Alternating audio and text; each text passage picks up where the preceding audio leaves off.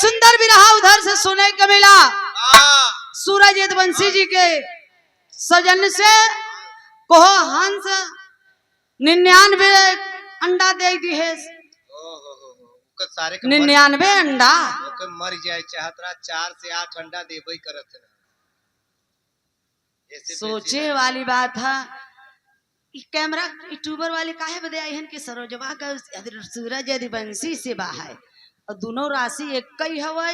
चला जा उन्हें बनाई झगड़ा कर ही आपस में लड़ाई होई तो सूरज यदुवंशी जी हम तोके का करे जाई कहा भाई तोहार कभी जहां से पाइन लिखेन लेकिन हे वेद पुराण और जौन कहानी जौन हंस हंसनी के लिखेन उनके तो जरूर हम कहबै।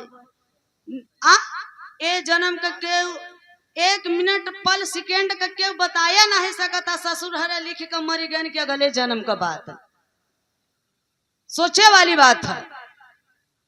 ये जन्म का केव बताया नहीं पावता। अगले जन्म का लोग लिख के चला गए। कहता चाहे बाउर सुनता चाहे चोतिया सर एक महान आप लोग हुआ। इस सर्व सरगम के आप लोगों ने बुलाया है। देखिए क्योंकि कलाकार समाज का एक दर्पण होता है। हमारा जो दायित्व बनता है हम कभी अपने मिशन से कभी विचार से हम कभी समझौता नहीं करते हैं। आइए चलते हैं हम आप लोगों को लेकर के बिरहा की ओर। बर्बादी कहाँ से शुरू भवा कहा नाम है। एक लाइन गजल का भाव है मास्टर।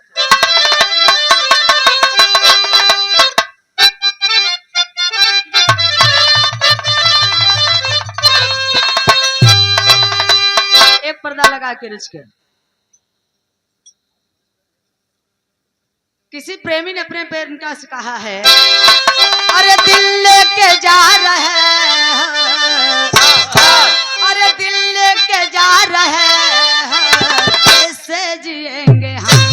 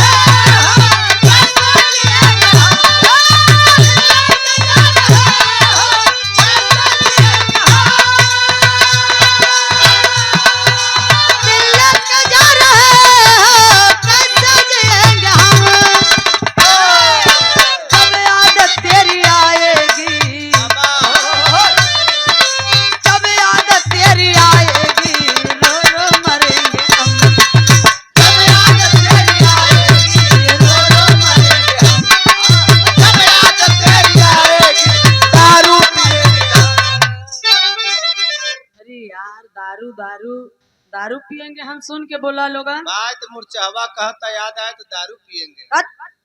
ये समय जे पिए होए ओके उसे पूछो बैटरी उनकर चार्ज बतावत होए। 1-2 घंटा बाद लो लिख दे जब जहाँ 4-5 बजे स्विच ऑफ हो जाए बैटरी। हरिओम यादव बारी भीड़ से 100 रुपए का पुरस्कार सादर चरण स्पर्श है। कोट को नमन है। अच्छा ठीक है।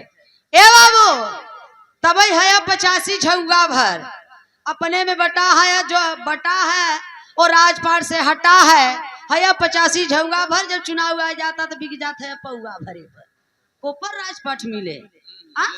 तो भाव पर गौर करेंगे। अरे यारियों ने मेरे देश को यारियों ने मेरे देश को बर्बाद कर दिया।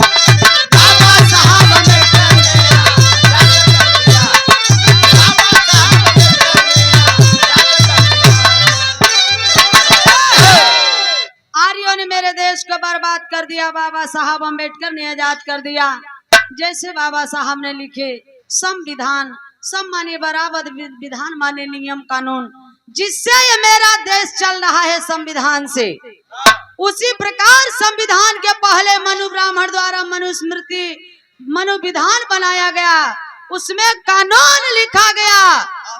इनके लिए इतनी कड़ी कानून औरतों के लिए, इतना कड़ा कानून औरतों के लिए था कि नारी का काम सिर्फ बच्चा पैदा करना, बिरहा गाना, प्रधानमंत्री बनना नहीं, नौकरी चाकरी करना नहीं, पढ़ना नहीं है, औरत का काम है सिर्फ बच्चा पैदा करना। वो कैसे हो? पति से न पैदा होय, बात है देवरे से, एनहू से न पैदा होय, बात है जेठौते से, ओनहू से न पैदा होय, है ससुरे से, ओनहू से न पैदा होय, ये सब गांव वालन से, एनहू सबसे ना होय तब बात हमसे मिले। ए बाबू, यह मनुस्मृति का कानून कह रहा है कि नारी का काम है सिर्फ बच्चा पैदा करना है और कोई काम नहीं है। रामचरितमानस में लिखा है, ढोल गमार शूद्र पस नारी और सकल ताड़ना के अधिकारी। कि ढोली के जितने पिटबा उतने बढ़िया बाजी, और का शूद्रन के जितने मरबा उतने ही लोग ठीक से रहे। अच्छा, मेहरारून के जितना ही पिटबा उतने तेनहने लाइन पे रही। ये हम थोड़ा कहते तुलसी दुबे से जाके मिल ले।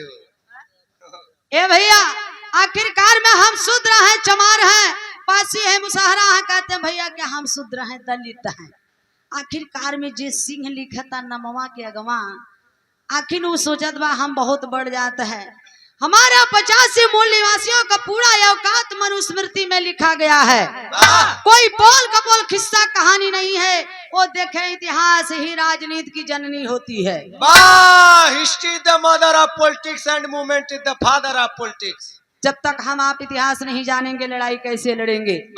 मनुस्मृति में लिखा है, क्या लिखा है हम लोगों का औकात का नाम है।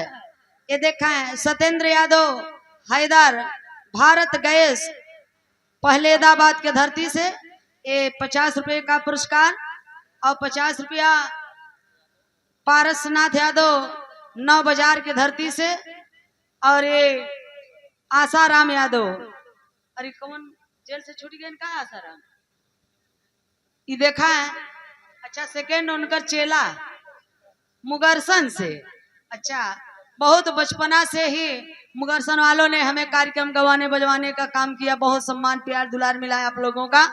ए बाबू, कोट को नमन है। जय समाजवाद, जय भीम, नमो बुद्धाय, जय संविधान, जय मौल निवासी। ए बाबू, ये इतना ही नहीं, मनुस्मृति में लिखा है क्या, अहिर गड़ारम शूद्र चमारम बिना गुनाहम पंच पनाहम। अहिर गड़ारम शूद्र चमारम बिना गुनाहम पंच पनाहम। अहिर गडरिया चमार मुसहर पासी धोबी धैकार शर्मा वर्मा पटेल बिंद भूमियार, जितने 85 मूल निवासी है, इन्हें सभी लोग शूद्र हैं। शूद्रन के सवेरे सवेरे 5 जूता मारे चाहे बिना गुनाह कर, नाश्ता के रूप में। अब बाबा साहब ना पैदा भवा होते भैया हर, तो 5 जूता रोज मराई दीजा। 5 जूता तो हम मरा, तू 5 जूता न मराते जो मुड़ी लटका के बैठा है। धन्य है बाबा साहब, ये मौलिक अधिकार मिला। आज जो सूरज यदुवंशी जी के ऊपर देखा था कुर्ता पैजामा हीरो बना है, सरो सरगम के वस्त्र देख रहे हैं, यह संविधान की देन है। मौलिक अधिकार मिला, भाषण देने का अधिकार, चुनाव लड़ने का अधिकार, वोट डालने का अधिकार, नया नया कपड़ा पहनने का अधिकार, धन दौलत रखने का अधिकार, बिरहा गाने का अधिकार, दारू पीने का अधिकार। ये कौन संविधान में लिखा है 20 जूता मारा तो मनुस्मृति लागू करबे करे। ए बाबू, आखिरकार में देखा है, हम जिनको देव देवता कहते हैं। आइए एक लाइन तर्ज लगल मास्टर, कैसे,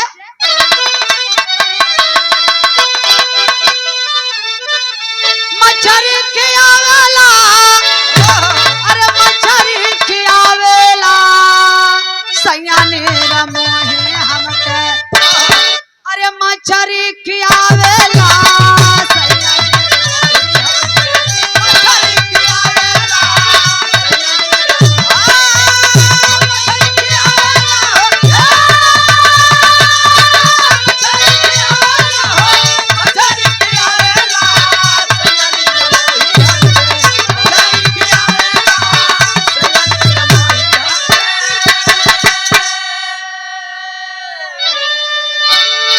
लेकिन हमारे मूल निवासी भारतवासियों के लिए भैया हाथ जोड़त है, रिक्वेस्ट करत है भैया, बात न हो, लेकिन बस 10-15 मिनट और कवि जी भाव लिखे हैं क्या? सात प्रिय देशवासी अरे बहुत ही सतावेला बन देवी देवा पापी, अरे यागिया लगावेला बन देवी देवा पापी, यागिया लगावेला बन देवी देवा पापी, यागिया लगावेला बन देवी देवा पापी। भारत का रहे वाला शांत प्रिय स्वभाव के अब पापी देवी देवा बन के हमरे तोहरे में आगी लगाए, जिनको देवता कहते हैं भगवान कहते हैं। पोल का पोल नहीं है बाबूजी, एक कक्षा 6 के पाठ 4 में उस पाठ का नाम है आर्यों का भारत में आगमन। जिनके देवता कहते हैं इंद्र और विष्णु, ये भगवान नहीं है, ये लोग लुटेरे हैं, चोर हैं, डकैत हैं, गुंडा हैं, मध्येशिया ईरान इराक से आए, हमारे भारत में पूरे भ्रमण किए। दिल्ली, बम्बई, कलकत्ता, हरियाणा, इलाहाबाद में जैसे महानगर झूसी है, झूसी को झौस दिया, झूसी नाम पड़ गया।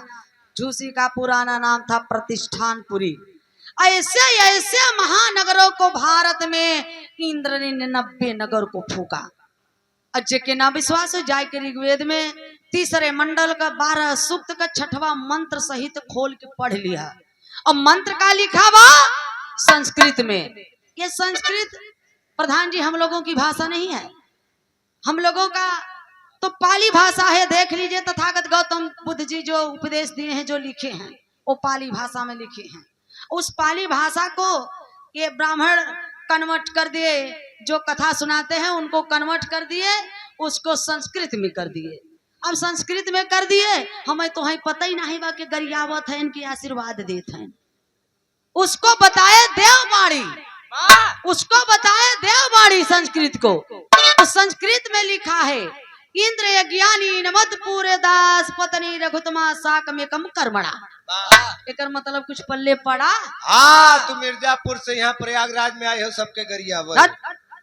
एकर मतलब इंद्र यज्ञानी ने 90 नगर को फूका। 90 नगर के बीच में एक रघुतमा नाम की दासी थी, उस दासी को इंद्र ने अपनी पत्नी बना लिया।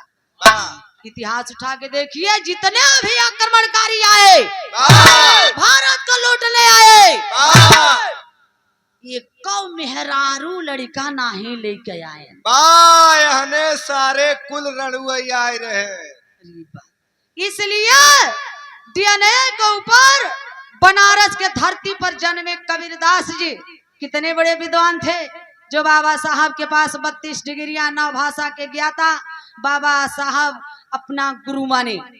डीएनए के ऊपर कबीरदास जी लिखे, पहिर जनेऊ जो बाभन होना, मेहर क्या पहिरायो, घर की सुधरन भोजन पर से तू पंडा क्यों खायो।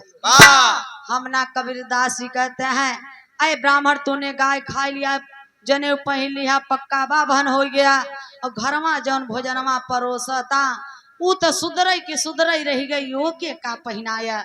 आज भी वही पुरनिया कहथिन कि यार लड़किन का कौनो जात नहीं होते, कौनो भी आदर रहे बियाह कैला। ए बाबू, आखिरकार में मूल निवासी लड़ाकू थे हमारे, उस समय जात पात नहीं था।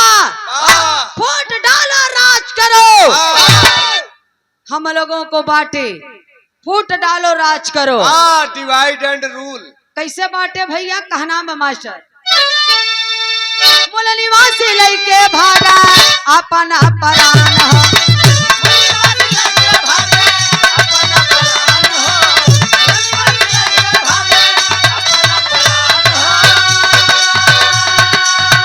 जंगल पहाड़ छिपे सज के समान हो,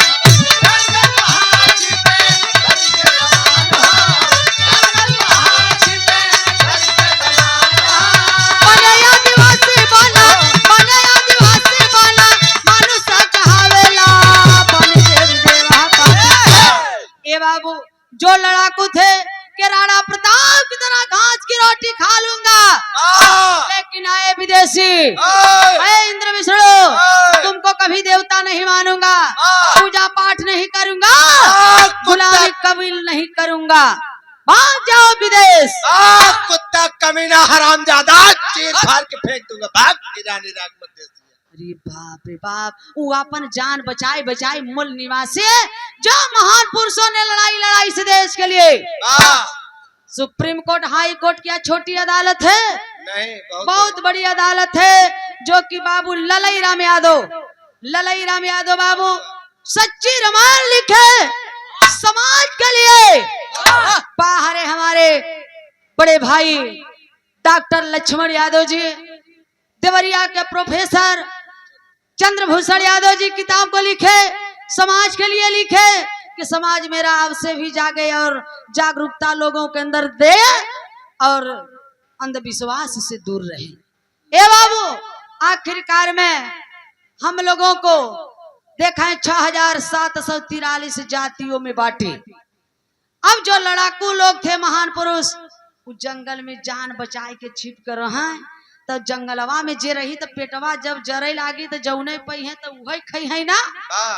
आ लीलगाय खाए कच्चर, खरगोश खाए, मूस खाए, खचुहा खाए, तो एक इंद्र विष्णु का कहा ई दैत है, ई असुर है, ई राक्षस है, ई बनमानुष है, ई शैतान है। ऐसे हमारे आपके पूर्वजों को संबोधित करते थे। अब जे बाबू लड़ेस ओके कोल भील मुसहरा बनाए, और जे नहीं लड़े सोके का बनाए बेईमान। कैसे मास्टर? डॉक्टर ज्वाला सिंह यादव झूसी से जेसीबी वाले मालिक करे 2-4 ठे और जेसीबी आ जाए, कोर्ट कर नमन है, सादर ट्रांसफर है। कहा बाबे पोपलैंड ले ले ऐसे समर्पित जवान भइले देशवासिया,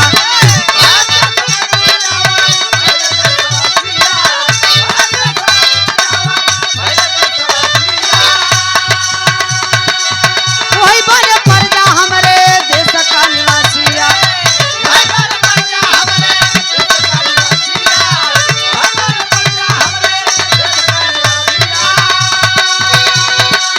कोई मौज मस्तर कोई महिला उठावेला बनी देवी देवा पापी। ए बाबू, इतने ना भय माने डर, जे डराए गए कि हम तोहार पूजा पाठ करब, देवी देवता मानव, गुलामी कबूल करब, हमें मार के भगावा मत। ओ की प्रजा बनाए।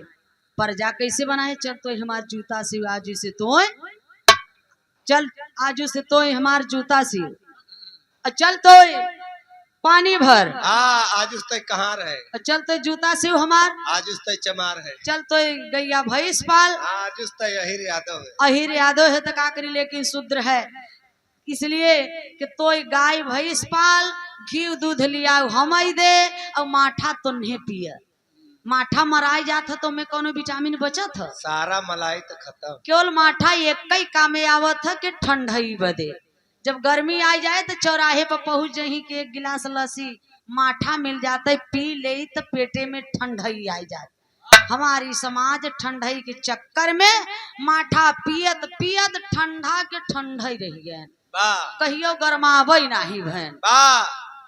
और जे गरमान उ बेईमान सरकार ले ले सीबीएम में घोटाला कई के। हाँ तो और माठा पिए जा, ठंडा नहीं रह जा। घबरा जी ना, आजू से दूध पिए 5 मिनट में नेटवर्क बताए 27 में उलट पलट दे, साइकिल ले आए दे। घबरा बाहर अखिलेश भैया, जब जागो तभी सवेरा। इसीलिए अखिलेश भैया ने कार्यालय पर लिखवा दिए, काहे 85 आए मूल निवासी, गर्व से कहो, आए ओबीसी गर्व से कहो हम शूद्र हैं। बस बस ऐसा ही नहीं लिखवान, जब उनकर कुर्सी धुआन तब लिखवान, ज्ञान प्राप्त है। धन्य है हमारे अखिलेश भैया के लिए, जोरदार आप लोग ताली बजा के सम्मान कर दीजिए, क्योंकि समाज में इतना जागरूकता लाए कि धरती पुत्र मिलाए बाबूजी इस दुनिया से जब गए तेरे ही तक नहीं मनाए, क्योंकि तेरे ही का मतलब जानता है ये पाखंडवाद है। तेरे ही का मतलब ब्राह्मण भोज होता है, ब्राह्मण का जितने सेवा कही दी है, गोड़ दबाई दी है, समझ ले अपने बाऊ को करत है। कितना बड़ा पखंड बा, बाऊ मर गए घरे में शुद्धक पड़ी गए, तेरे ही के दिन दाढ़ी छोलवाई लेबा, मोछा छोलवाई लेबा, कपारे के बार छोलवाई लेबा, शुद्ध हो गवा। पूरा गोदाम साली बाकर रह गई। कुल चीज गिरवाई दे तब नया निर्माण हो तो मान ल कि पक्का तब ते रही है, और ना ही तो कुछ छोड़ दी है तो समझ ला पाखंड है। और इस पाखंड का आंदोलन किए दक्षिण भारत के रहने वाले पेरियार रामास्वामी जो लिखे, ए बाबू माननीय आप धरती पुत्र मुलायम बाहर इस परिवार खून के बाबू ललई राम यादव जो बौद्ध धर्म स्वीकार किए, बौद्ध धर्म का क्या पहचान, मानव मानव एक समान, जो खंडन किए बाबू ललई राम यादव, उन लिखे हैं, क्या लिखे हैं मास्टर, टेरी के भाव में।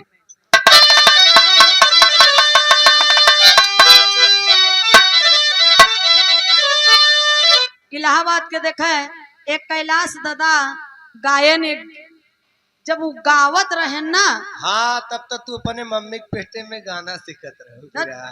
तुम्हें कैसे पता, तो अब तहार चच्चा बताओ तरह, बड़ा चूती आदमी है यार। टेरी के भाव मास्टर कैसे,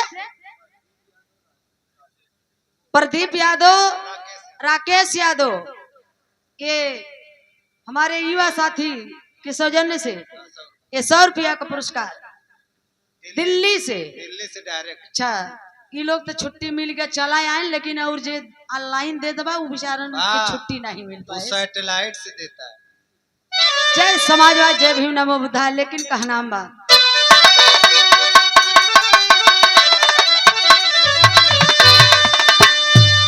हाय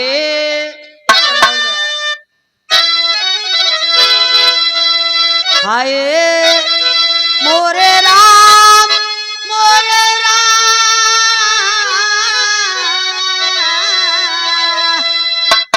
भोले बाबा जोगिया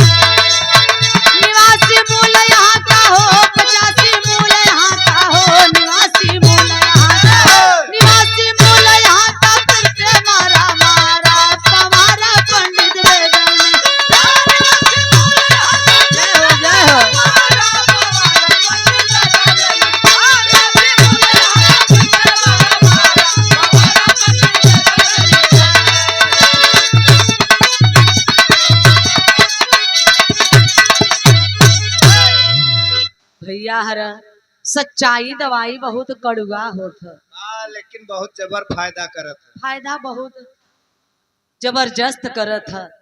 पवारा हमारे तोहरे ये सुधरन के तो अधिकार ही नहीं रहा समय पढ़े लिखे के, तो का लिखी है वेद में लिखे वही पंडित ब्राह्मण, क्योंकि वो देवता थे, विद्वान थे, पढ़े लिखे थे, उनको अधिकार था, उस समय उनका शासन सत्ता था। वो लिखे कि शंकर जी अंजनी के काने में बीर डाल देहन तब हनुमान जी पैदा हो गए। कनवा में डालले से हो उद्यान ऋषि का बीर सरवा पत्ता पे बहद जात रहा, राजा दशरथ का बहिन चंद्रकला चाट लिहिन तब सरवन पैदा हुई। तो बीर नहीं मलाई रहा, मलाई तय अपनो मेहरिया के चटाव पट्ठे चटाव था, चटाव पैदा करे थे 2-4 ठे, तभी हमार समाज माने कि यूं समय भैया हरे जब चाटे से पैदा हो जाता तो मान लो लिखे वाला सही लिखे कि ऊँ समय चाटे से पैदा हो तो हुई। कोहो तुलसी दुबे ने लिखा है रामचरितमानस में कि तीनों रानी सुमित्रा, कैकेयी, कौशल्या, श्रृंगी ऋषि निषाद के गुफा में खीर खाइन तब जाय का भरत शत्रुघ्न राम या लक्ष्मण पैदा भय। खिरिया खैले से हो। अरे बाप रे बाप, ये समय जनरल नॉलेज की बात है, सब विज्ञान की बात है, पढ़े लिखे विद्वान लोग बैठे हैं। सोचिए जे मुंहे से खाई तो गर्भाशय में जाई कि अमाशय में जाई? अरे यार वो जमाने में गर्भाशय अमाशय कनेक्शन एक था। चूतिया बनाए हैं भाई, हम चूतिया बना तुलसिया चुतिया बनाए उसे नहीं मिलत जाता है को जने। अरे बाप रे बाप, छीके से चाटे से रगड़े से सरवा पैदा हो जाते हैं। बा 5 किलो मैली से गणेश पैदा हो गए। बा श्री रामचंद्र मूत दिहंत रक्तासुर पैदा हो रमवा जस जस मुते रक्तासुर ससुरा तस तस बढ़त जाए। उन्हें किताबे में लिखा बा पढ़े सोचे वाली बात है। हाथी का मूड़ी को हो गणेश के गर्दने पर फिट होगा बा। बा दवाई के मर और जाए रिएक्शन नहीं करे, मर जाए चाहता रहा वो लड़का के। तो सोचे वाली बात है। 99 अंडा जैसे हंसवा दे दिए, कहता चाहे बाउर सुनता चाहे सरेक। आप लोग तर्कशील हैं, इसीलिए तथागत गौतम बुद्ध जी कहते हैं जो तर्क ना करे, जो तर्क न करे वो धर्मांध है, जो तर्क नहीं कर सकता वो मूर्ख है, जो तर्क करने की साहस नहीं रखता वो दास है यो गुलाम है। हम नाय कथे सरोजवा के बतिया माने ला भैया, हर पढ़े लिखे है, दिमाग बा आप लोग यूज कैला, तर्क कैला तब माना। देखा है ये भाव पे आदरणीय ज्वाला सिंह यादव, विनोद प्रधान जी, ये देखा है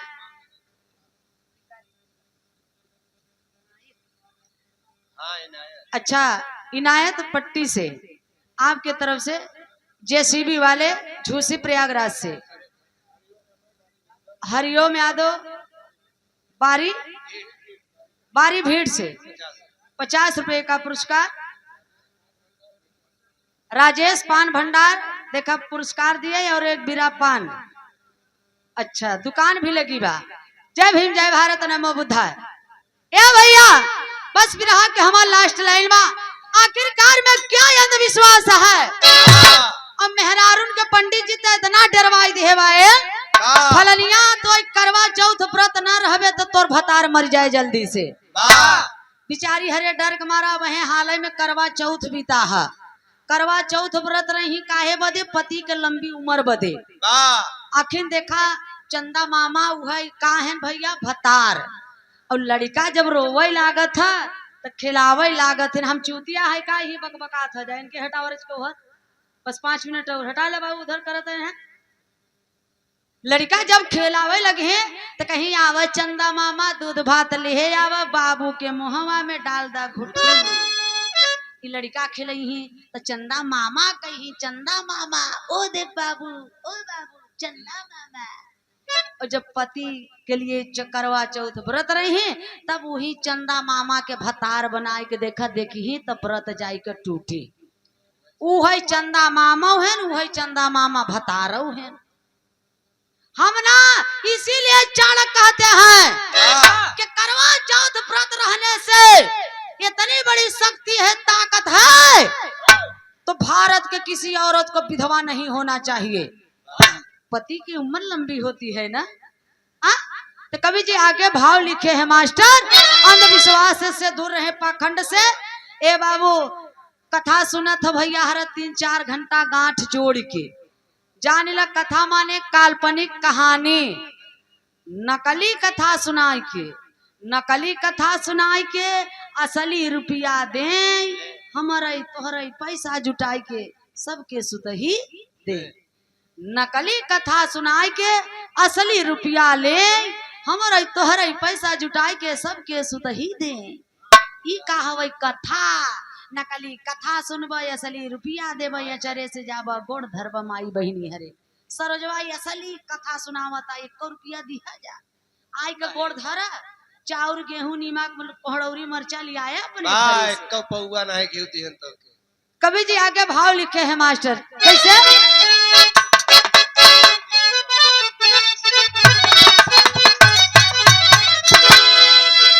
अरे नजर लागल भैया मोरे देसावा पर,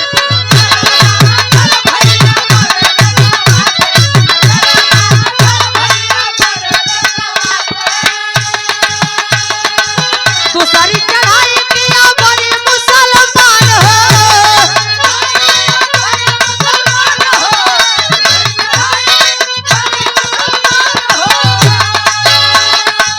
धन दौलत लूटा देश का ईमान हो।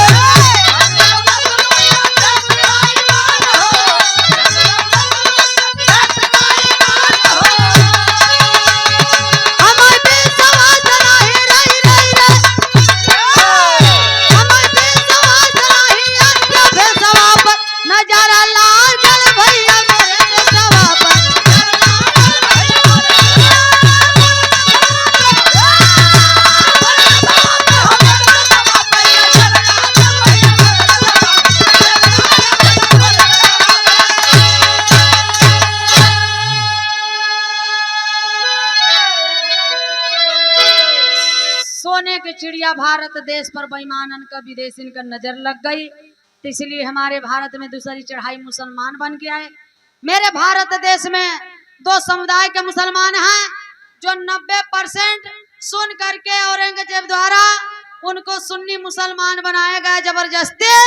वो सुन्नी मुसलमान है, वो सुन्नी मुसलमान है, वो मूल निवासी है, वो हम लोगों के खून है, वो हमारे भाई हैं। डीएनए बताता है हमें आपको उनसे लड़ना नहीं चाहिए। और जो 10% शिया मुसलमान हैं हमारे भारत देश में, वो लोग मध्य एशिया, ईरान, इराक से आए हैं, जहाँ से आर्य ब्राह्मण आए हैं। ए बाबू, इसलिए जितना हिंदू के ठेकेदार हैं चुनाव आ जाएगा तो हमें आपको लड़वाने का काम करते हैं हिंदू मुसलमान कह करके। और जितने हिंदू के ठेकेदार हैं सबका दामाद मुसलमान है। जैसे अशोक सिंगल, मोहन भागवत, मुरली मनोहर जोशी, आडवाणी, सबका दामाद मुसलमान है और हमें आपको लड़वाने का काम करते हैं। इसलिए हमें आपको लड़ना नहीं चाहिए, एक हो के लड़ना है। अब की बार संघे शक्ति कलयुगे, बिना संगठन के हम आप कुछ कर नहीं सकते। तो हम लोगों को मिल करके, सभी लोगों को एक हो करके मानवर आप बड़े भाई अखिलेश भैया का सपना को साकार करना है और सपना पूरा करना है। इसलिए हम लोग अगर बटे रहेंगे तो हम लोगों का कीमत बहुत कम है। हम लोगों के समय कीमत बहुत कम बा। काहे बदे? ठेलिया पर अंगूर बेचा था, जौन गुच्छा में अंगूर रहा था ओकर ज्यादा दाम रहा था, और जौन गुच्छा से अंगूर टूटा रहा था ओकर कीमत बहुत कम रहा था। इसलिए हम लोग संगठन से हटा है, अपने में बटा है, अलगे अलगे बटा है। इसलिए हम लोग राजपाट से हटा है, इसलिए हम लोग कुछ कही नहीं पावत है। अब की बार एक होना है साथियों। अगर कहते हैं संविधान खतरे में है, संविधान खतरे में है, धिक्कार है हमें आपको। एक अम्बेडकर ने संविधान लिख दिया, इतने अम्बेडकर एक संविधान नहीं बचा पा रहे हैं। बस चुल्लू भर नहीं, चम्मच भर पानी में डूब के मर जाना चाहिए। धन्य है। आज जो आपके जेब में पेन है, आपके जेब में जो पेन है वो बाबा साहब की देन है। आपके पास जो दौलत है वो बाबा साहब के बदौलत है। आपके जीवन में जो शांति है बाबा साहब की क्रांति है। इसीलिए सबसे बड़ा संविधान है बाबा साहब के पास। 32 डिग्रियां 9 भाषा के ज्ञाता, यहाँ सरवा 8वीं फेल, कक्षा 8वीं फेल बाबा साहब के अंदर कमी निकाला था। घबरा दिन ओके सारे खमज हुए शराब दे देते न ओके HIV हो जाए, मर जाए। कवि जी आल्हा में भाव लिखे, 2 लाइन आल्हा में मास्टर।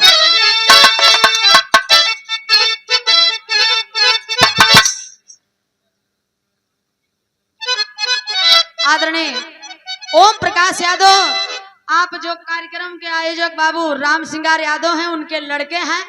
दिल्ली से ऑनलाइन 100 रुपए का पुरस्कार दिए। भैया को कोट को नमन है। जय समाजवाद, नमो बुद्धाय, जय संविधान। जहाँ पर रहें अच्छा से रहें, कमाएं खाएं और रोजी रोजगार बढ़ी रहे, यही कामना है। कहना बा अरे हम नहीं कहब कांसी राम मुलायम बाबू,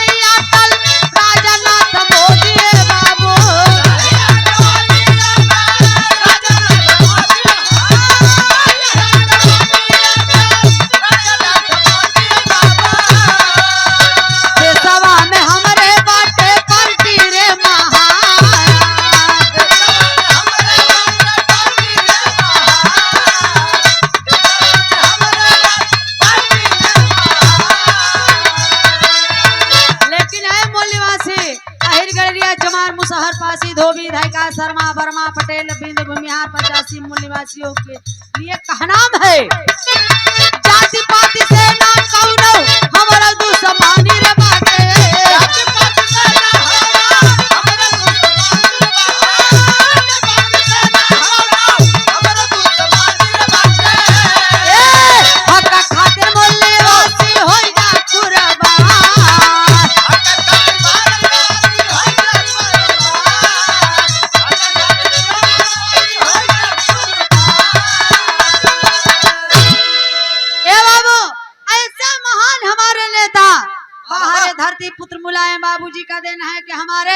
जो भाई हमारा आपका जो शहीद हो जाता था सीमा पे, उसका लाश नहीं टोपी आता था, लेकिन आज लाश को घर पे देखने को मिलता है।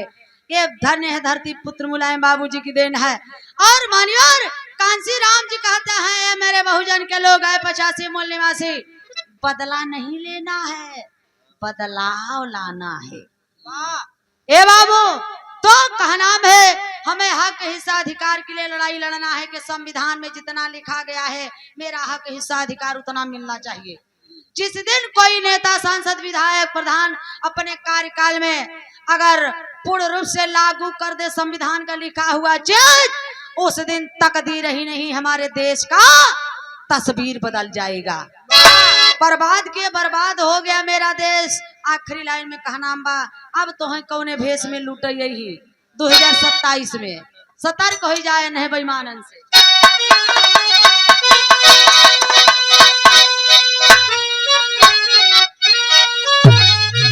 अरे गेरुआ वस्त्र कमंडल और माथे का टिकवा, घूम के बेईमान ले धर्म का ठिकाना।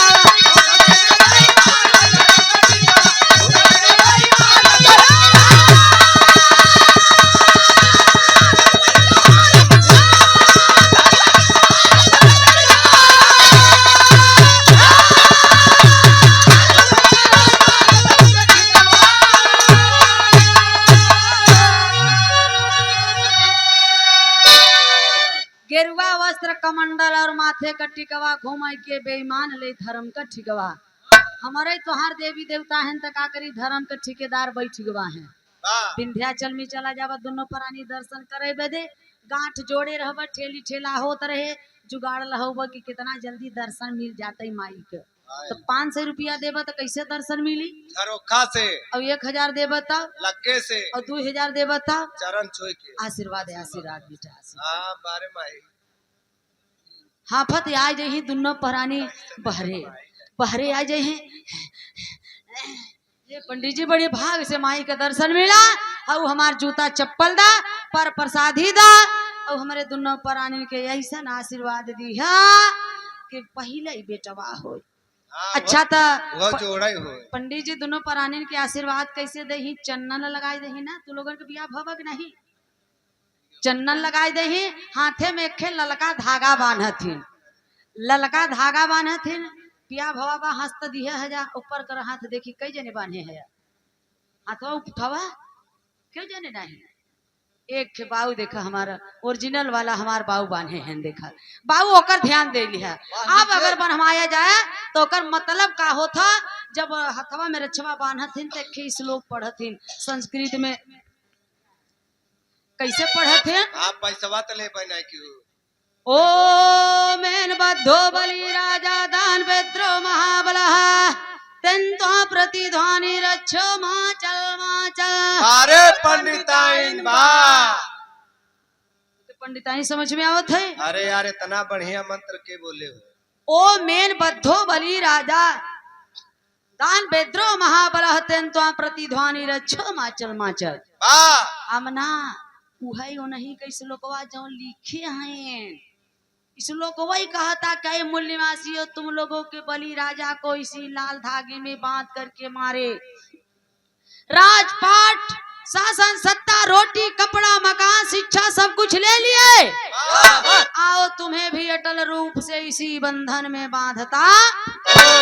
वही हमरे मंदिर में जाई था, अब जाई था कहते हे पंडित जी कसम खाते तो हाई सरकार की, हम खाई बिना भले मर जाब लेकिन तू ही खाई बिना मरे न दे। हमरे आजा पुरखा से तो ले ली है, जौन बचावा हम हो लिया के तोहके देव। और वही कसम खाई के आवत है, तेरही में बोलौब, बरही में बोलौब, नौकरी पौब तब बोलौब, घर बनौब तब बोलौब, खेत लिखौब तब बोलौब, नाम लड़का पैदा हो जाए नामकरण करवाओ बदे लेकर दौड़े लगब, नाम रखवावे बदे बताओ, जब नाम और रखे की शक्ति नहीं बा कोपर चाटे बदे 50 पैदा कर का मतलब है? न नाम ही रख सकत, लड़का तोहार पैदा तू कर, नाम दूसर के रखे, घर तू बनवाया, घर तू बनवाया। डेट ऑफ हथियार बताए कहिया लिया बम। अरे बाप रे बाप, आखिर आजकल देखा था लड़ाई मार कैले बा, झगड़ा कैले बा, FIR लिखावे कहाँ जाता? बा थाने पे, थाने पर जाता। हाँ हेके तो कहते थे जब रंग बलि के लगे जाए लिखा हुआ। अच्छा तो थाने पर जाता, थाना के बनाए? बा संविधान बाबा साहब। और संविधान के बनाए? बाबा साहब। आखिर मंदिर में काहे जाता? मंदिर में जाता हम तो चूतिया है। ओशो ने कहा है कि शूद्रों को मंदिर नहीं जाना चाहिए, मंदिर वहीं जाते हैं जो मानसिक रूप से गुलाम हैं। बदाऊ में देख ले 40 साल की औरत की इज्जत लूट के वहीं पंडा पुजारी द्वारा सरिया कई के बिचारी के मंदिर में मुआई दिया गवा। आखिर बचाओ बिचारी का दुर्गत जब होत रहा मंदिर में, मंदिरिया में का भैया प्रधान जी भगवानवा कहाँ चला गया रहा। बात तो के पता ही नहीं चला, ससुरा अपने बहनी और गारा खिचड़ी पहुंचावे। यही से नहीं तो के जाने बिचारी के इज्जत बच गवा होता है। इसलिए घर घर शिक्षा रहेगा। बाबा साहब का सिर्फ यही सपना था कि घर घर में शिक्षा होगा तो ये अंधविश्वास से दूर होगा मेरा समाज, क्योंकि शिक्षा वो शेरनी का दूध है। अरे जो पीता है वो गरजता है। हिले तो मिर्जापुर से आके इलाहाबाद में गरजा था।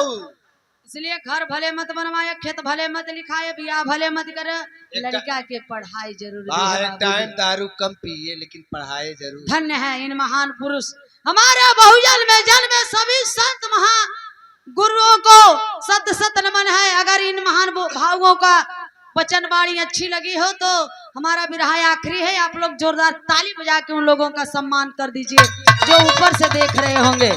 आखिरी लाइन में कहना बा,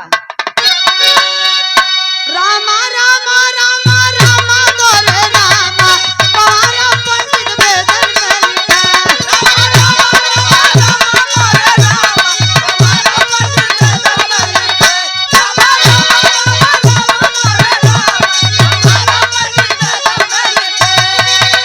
गावै सरो सरगम हो, गावै सरो सरगम हो,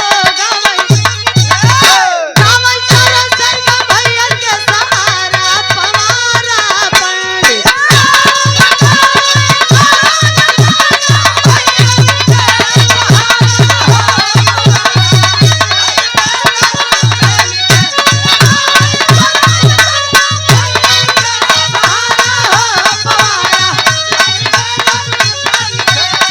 मेरे देश की धरती, मेरे देश की धरती सोना उगले हीरे मोती। मेरे देश की धरती,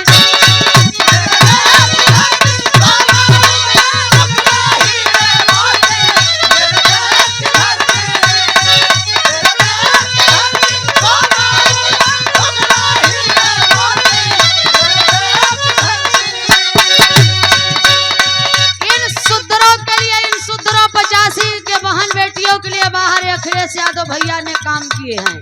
क्या मेरे देश की लड़की, मेरे देश की लड़की पहन के वर्दी पुलिस में भर्ती।